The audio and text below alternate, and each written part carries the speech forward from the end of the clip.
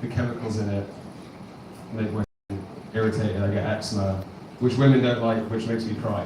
It's a vicious loop. I have to buy Sanex 0% shower gel. You guys, you know that. We've got some users. 0%.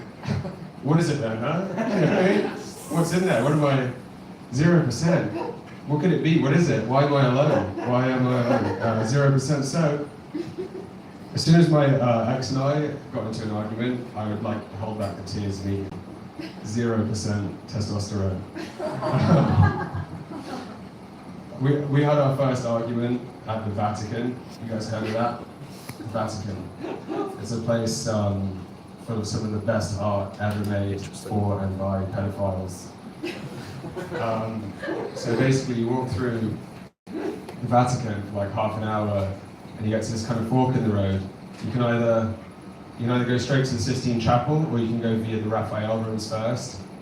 And I was like, okay, let's go straight. I wanted to see the Sistine Chapel my whole life. Let's go straight there. And she was like, no, because if you go to the Sistine Chapel, you can't see the other rooms. So I was like, yeah, I'm sure you can. You can loop back round. You can loop back round. You can't loop back round. So we went to the Sistine Chapel, so we had to go all the way around the whole Vatican again. And she was mad about it. I don't get why. We're in the Vatican. Would you guys, anyone want to weigh in? Was she right to be upset about that? Not really, huh? It's like probably like another 45-minute walk around. But what else are we going to do? We're in the Vatican, right? Sure. But anyway, so she's mad.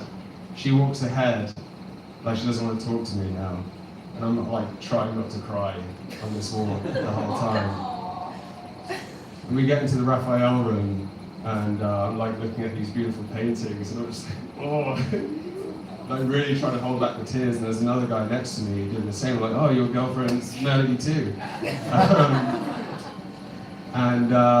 Eventually she comes over, she sees that I'm really emotional, she's like, oh, I didn't know this meant so much to you. I was like, yeah, it's paintings, oh.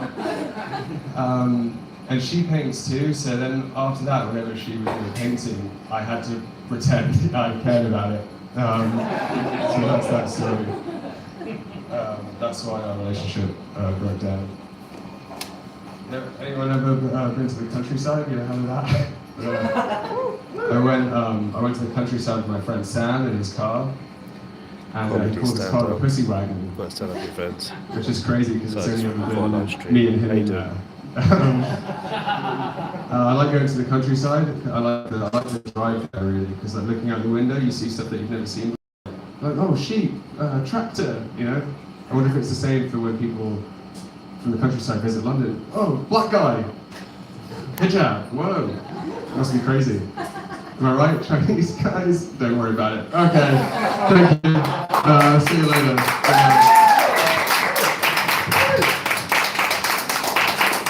Dr. Gabriel Madden. He talks about his dad there a little bit, and I've got to be honest, that's just white privilege, man. I don't mind that stuff. I grew up with a single mum, innit? That's fine, I'm not going to talk because the only audience members are just talking to themselves, so just fine. How you doing, G? You alright, mate? What's going on? I know my shoulder popped out earlier, so I should pop it back in. Oh, well, that is hard as fuck. Nice. How did it pop out? What did you do? Have a hard sneeze or something? I wish. I went to reach for my wallet, that's what it was. Well, it never happens, does it, you type bastard? I'm just joshing. Are you guys ready for your next act? Please give it up for Evan Henley.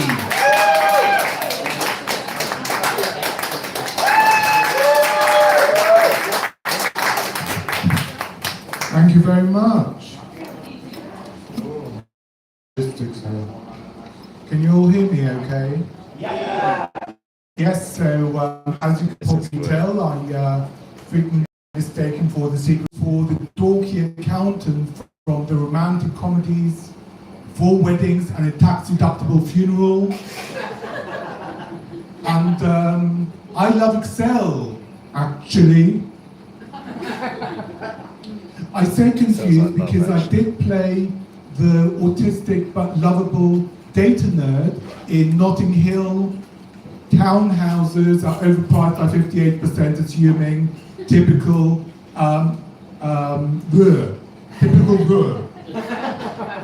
it's actually typical expense ratio. That's what I was aiming for. And I also played in 10 Reasons Why Bridget Jones' Diary is not HMRC compliant. You must have seen the fourth one. It's actually a really bad movie title because I identified 246 infractions before they fired me. Oh, what did I hear you say? Evan, tell us the fascinating backstory behind your enigmatic charge. Okay, since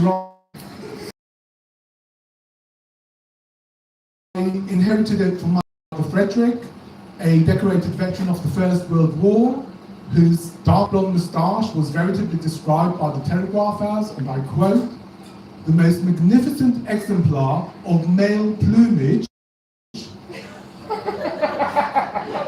south of Bury St Edmunds. This was no exaggeration, as intended to infuriate a peacock event.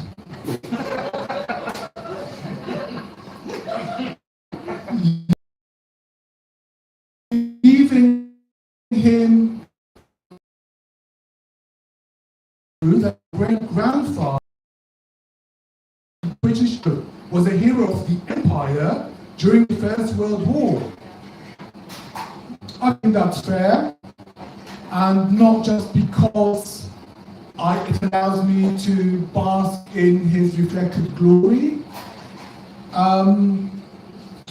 My plucky great-grandfather bravely fought for his country, and of course for his Imperial Majesty, Kaiser Franz Joseph of Austria.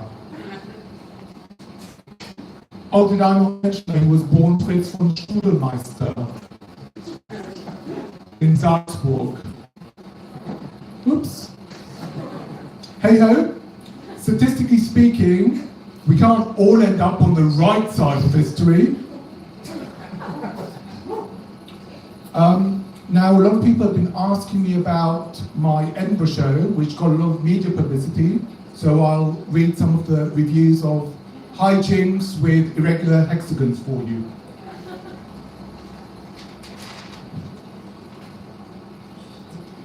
Evan Henley unashamedly uses every opportunity to remind the audience that he has a PhD. The Sun. Wouldn't have killed them to mention it's from the prestigious Manchester Institute of Science and Technology. Not one of us, the Daily Mail.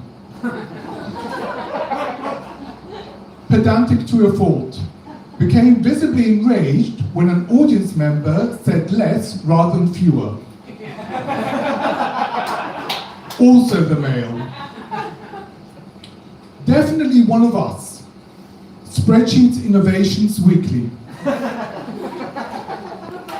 Likely exaggerates his great-grandfather's moustache-related achievements. The Telegraph. I wonder what happens next. We offer Evan Henley an unreserved apology for underestimating his great-grandfather's magnificent whiskers. The Telegraph. After I sent them the photo of him on the Olympic podium, holding a humble peacock who knows he's been beaten by the better